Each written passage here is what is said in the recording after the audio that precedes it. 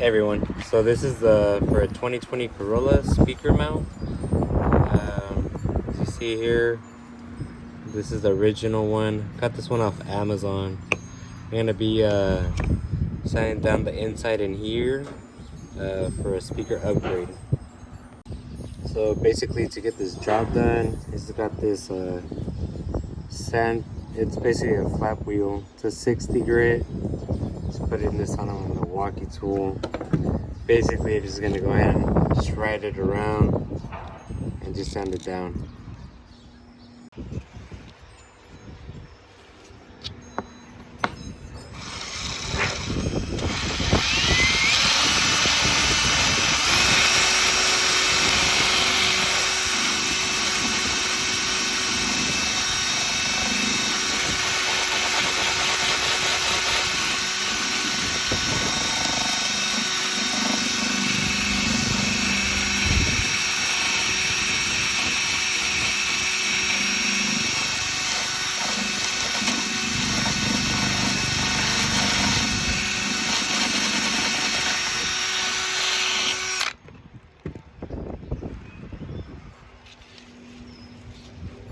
I gotta get this right here, but you guys get the point. So here we have the speaker we're gonna be installing. We have the downforce sound, the 65. These are rated at 200 watts RMS. They're high quality speakers, so the reason for making the hole bigger is to get the mount in. You can see here, I got to put the bolts in. Basically, it's gonna sit flush once it's mounted into the car. So here we have the rear left door. We're about to change the speaker out. I already took off the 3 screws.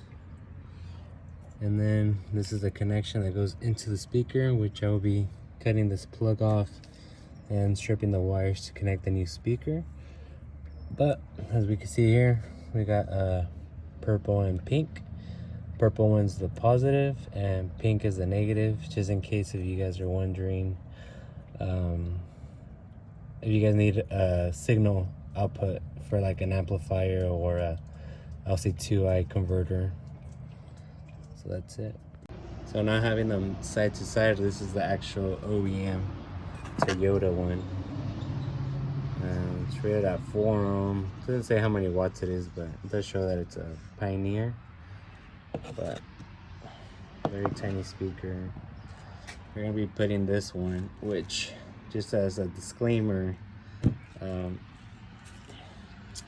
the ring doesn't actually match up 100% with this one, so I'm gonna have to modify the door a little bit just so that we were able to put the speaker in with this mount, and we'll see what happens. Here we have the speaker in, and it's all wired up now. Got these quick disconnects on here just in case we ever had to take the speaker out, and made a hole through the top of the mount so that I could feed the cables through, and I left some extra cable in here just in case if I needed to pull some out. Hey guys, so I forgot to record on the left side when I disassembled the door. But basically, we're gonna have to remove this plastic in here, and we're gonna have to pop up this piece, and then after that we'll just disconnect it, the harness from the window up or down, and then that will give us access to 1 screw back here and 2 down here, so I could be able to take this door panel off. All right, so I'm gonna try to attempt to remove the plastics while recording with my other hand at the same time. So, oh, that one just popped right out. That's how easy it is. So I'm just using this very thin trim removal tool, just so it's a little bit easier to get in between the cracks. And I'm gonna go ahead and work my way around this bottom piece.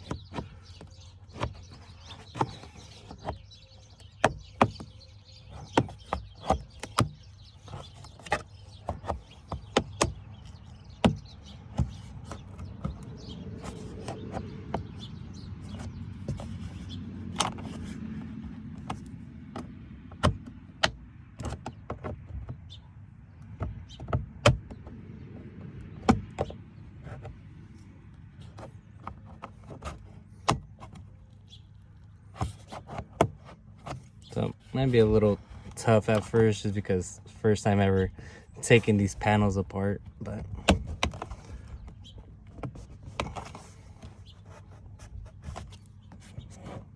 think it's still latched back here. There we go.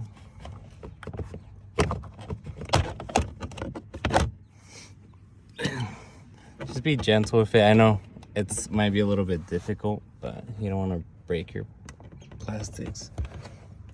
I think I got one more down here. Okay, there we go. So we can see it's plugged in down here. Just gonna unplug it. After that, should be good. We have one screw right here, and then 2 screws down here. And then that's basically all the screws we need to take off, take the door panel.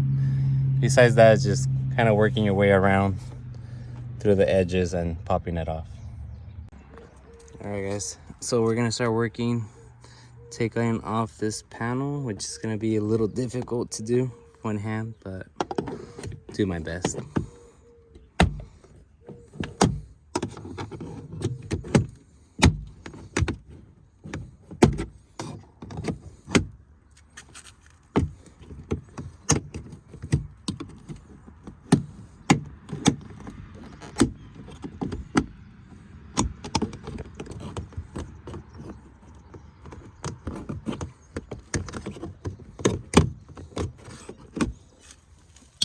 Go ahead and try to work some more off with my hand.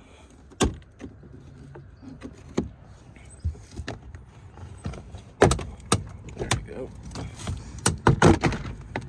So I pulled it off. The only problem is this is connected here. So the way that I took off the other side, definitely don't want that popping off.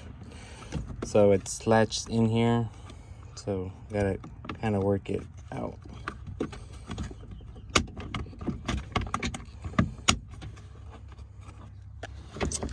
Actually, it's being held on by that. Let me see.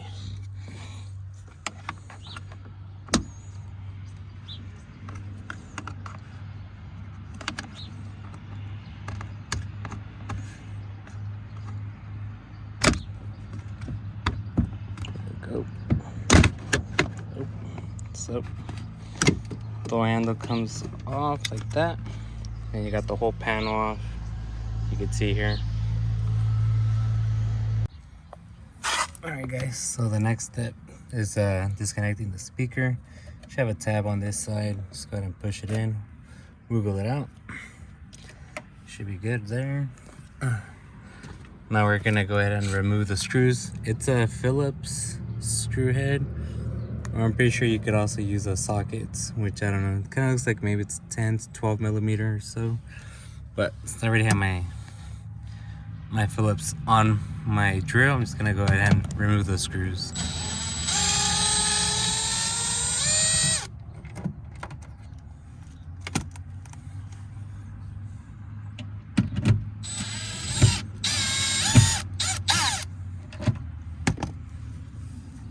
One more down here.